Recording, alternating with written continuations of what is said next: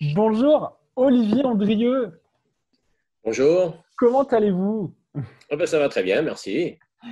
Donc, je vous remercie pour cette petite interview parce que, si vous voulez, on a eu plein de questions suite à un de nos sujets concernant la métadescription. Alors, c'est assez drôle parce que ça date pas d'aujourd'hui, finalement, ce débat sur le fait que Google va se réapproprier la métadescription. Mais quand même, on a eu beaucoup de personnes qui sont posées encore plein de questions et je souhaiterais rebondir sur votre article concernant le sujet, l'étude. Est-ce que déjà, vous pouvez m'en dire un peu plus sur cette étude-là, en quelques mots? Bah oui, en fait, l'étude montrait, et je pense que c'est pas obligatoirement nouveau, hein, que Google reprenait le contenu de la balise métadescription, Oui, ou une partie, en tout cas, de la métadescription, tout ou partie de la métadescription, dans 30% des cas, pour son snippet. Donc, le snippet, c'est le petit texte qui va afficher dans les résultats de recherche pour présenter la page. Voilà, donc il y a eu plusieurs études, hein, celle de Href, là c'était une autre étude qui est sortie récemment.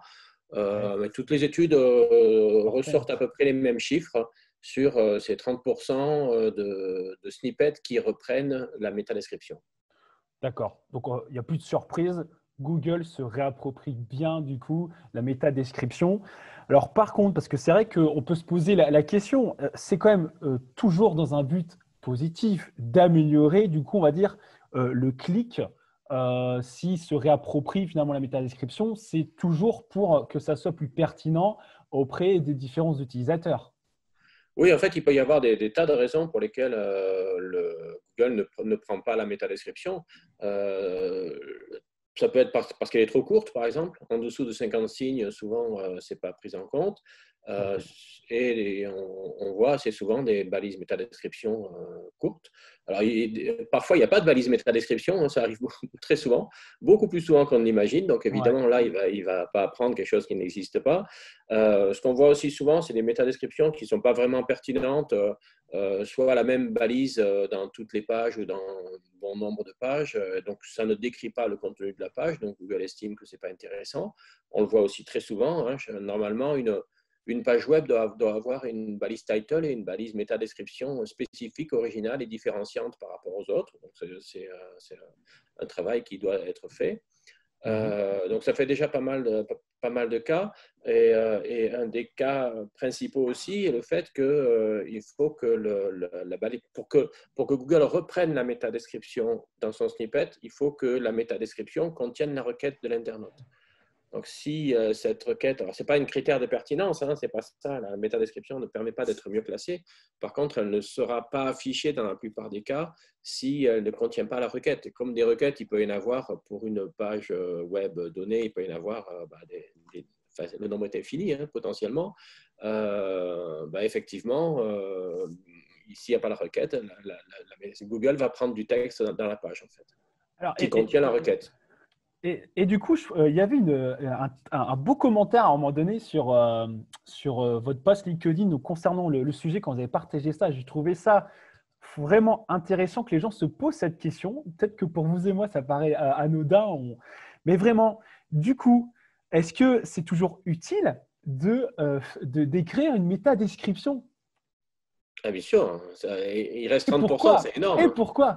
Il reste 30% des cas, c'est énorme. Alors, déjà, 30% des cas, ça dépend évidemment de certains sites, c'est un chiffre global. Mais si vous avez déjà des métadescriptions Ouais, suffisamment longues, oui. suffisamment descriptives, de qualité, et qui reprennent votre mot-clé et le champ lexical de la page, ben, vous n'êtes plus à 30%, là, vous êtes à 50 ou 60% Bon, en ok. termes de pourcentage. Donc, évidemment qu'il faut le faire, hein, c'est clair. Donc, ouais, c'est le fait de le faire déjà. En fin de compte, c'est surtout l'écrire. Ça permet vraiment de se concentrer dans ce cas-là sur ce qu'on souhaite vraiment valoriser hein, par rapport à une requête. Et donc, forcément, on va avoir un meilleur taux de clic. Bien sûr. Donc, on est d'accord. Parce que finalement, il y a plein de personnes qui se posent la question combien de caractères il faut qu'on mette sur une métadescription et tchic et tchac. Est-ce que finalement, la vraie chose à faire, c'est pas de le faire en pensant à l'internaute? Ah, bien sûr, hein, clairement. La taille est importante, hein, puisque une métadescription trop courte ne sera pas affichée.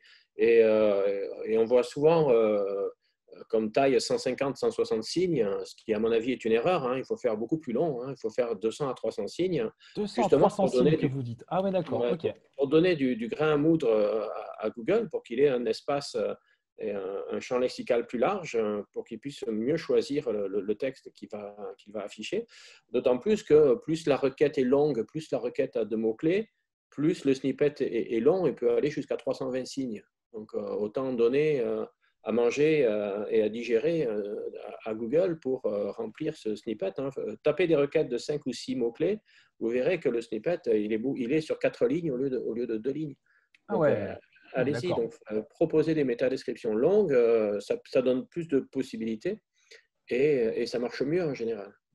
Ok, proposer des métadescriptions longues, ça fonctionne mieux et que surtout sur des bonnes requêtes qui sont en cohérence forcément avec la page. Alors, ça paraît encore une fois anodin. On a l'impression qu'on est toujours obligé de le répéter, pourtant, Olivier, alors que finalement, il n'y a pas 36 000 solutions. C'est vraiment ça qui fonctionne. Oui, Google se réapproprie les métadescriptions, mais c'est parce que dans ces cas-là, justement, le travail en amont d'une bonne description n'a pas peut-être été réalisé, par Oui, exemple. voilà. Voilà, ok. Il s'approprie le travail parce que finalement, ce travail, il a Parce qu'ils estimé qu'il jugent. n'était pas obligatoirement bon. Ou aussi, enfin, il faut voir, hein, là, je travaille par exemple sur un audit typiquement sur lequel je travaille. La page Ouais. d'accueil du site, elle est en top 100 de Google sur 500 requêtes. Donc évidemment, sur 500 requêtes, ce n'est pas possible qu'on mette tous les mots Soit, bah dans ouais. la métadescription. Donc obligatoirement, dans ces 500 requêtes, il va y avoir des cas pour lesquels Google va créer son propre, va aller chercher du texte dans la page. Donc ça, ce n'est pas un problème. Mais pour les requêtes principales, il faut que ça s'affiche bien, il faut que ça soit sexy pour inciter au clic. C'est vraiment important. Bon. J'ai deux dernières questions, Olivier. La première, ça concerne en fait, parce qu'on a eu des questions, ça concerne les smileys dans la méta-description. Et qu'est-ce que vous en pensez de ça, les gens qui mettent des smileys dans la méta-title, dans la méta-description? Alors, ouais, ça se voit de plus en plus. Alors, au-delà des Ouais, smileys, c'est même des caractères Unicode, hein, on peut mettre avec des caractères Unicode, on peut mettre des tas de effectivement. caractères. D'une façon générale, Google les supprime de plus en plus. Donc, ça ne sert pas à D'accord, donc Google grand-chose. le supprime. Ok, donc Ouais, ouais, il le finalement, supprime ça sert à rien. automatiquement. Parfois, il y en a qui passent. Hein, bon, après, moi, je trouve ça un peu cheap, hein, honnêtement. Ouais. Et ce que Google avait dit à l'époque, c'était pourquoi pas s'il y a un vrai, si le caractère Unicode a un sens. Par exemple, un site sur la météo, si vous mettez un soleil, bon, ça semble pas illogique et il y a des fortes chances que ça passe. Par contre, si c'est un signe qui est là comme une flèche ou des choses pour dire venez chez moi, c'est mieux. En Mhm. général, ce sera supprimé ou au pire, ça ne sera pas bien pris en compte, pas bien accepté. Alors, il n'y a pas de pénalité pour ça. Hein. Mais je sais pas, moi honnêtement, en tant qu'internaute, quand je vois ça dans les résultats de recherche, ça ne m'incite pas du tout à cliquer. Ok. La dernière question. Qu'est-ce que vous pourriez conseiller à nos internautes qui se posent la question s'il vaut mieux avoir une meta title de 25 caractères ou de 56 caractères? Parce que c'est une vraie question. Moi, en tout cas, on me la pose quasiment tous les jours. Qu'est-ce qu'on pourrait répondre à ça? Parce que moi, j'ai ma réponse. Je leur dis ça dépend finalement tellement de critères. Ça peut aussi dépendre finalement aussi de la concurrence. Parce que si finalement on est beaucoup de personnes qui mettent une longue méta title et que vous êtes le seul à mettre une courte, ça peut peut-être attirer l'œil. Mais est-ce qu'il y a finalement il y a une bonne pratique? Alors, déjà, je dirais que la balise title n'est pas une méta, Oui, qui n'est pas pardon. négligeable. Parce qu'il existe une La balise balise méta title. title, mais elle n'est pas prise en compte par Google. Donc, la balise Ok. title, c'est une balise title. Ensuite, ouais, il y a plusieurs écoles en fait en SEO pour la longueur de la title. Donc, il faut essayer de comprendre pourquoi ces écoles existent. Puisque Google, grosso modo, coupe la title dans ses résultats de recherche après un certain nombre de pixels, à peu près 512 pixels à l'heure actuelle sur desktop. 512.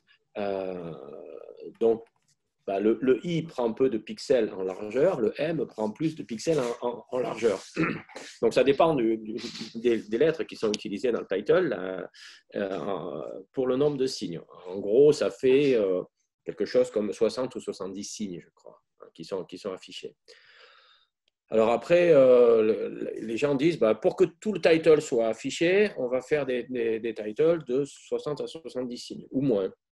Ouais. Et puis, il y a une autre, alors ce n'est pas du tout mon école, mon école, elle est vraiment de dire, le title, c'est un champ hyper important pour le SEO. Enfin, c'est dans le top 2, top 3 des critères on-page, des critères d'optimisation d'une page web. Donc, pourquoi se limiter volontairement? C'est déjà compliqué de faire du SEO, alors pourquoi faire des titles courts où, du coup, on va pas pouvoir mettre beaucoup de mots-clés, on ne va pas pouvoir optimiser parce que c'est trop court. Pourquoi ne pas faire des titles longs? Et plus le title, enfin, on ne peut pas dire que plus le title sera long parce qu'au bout d'un moment, ça dilue l'effet.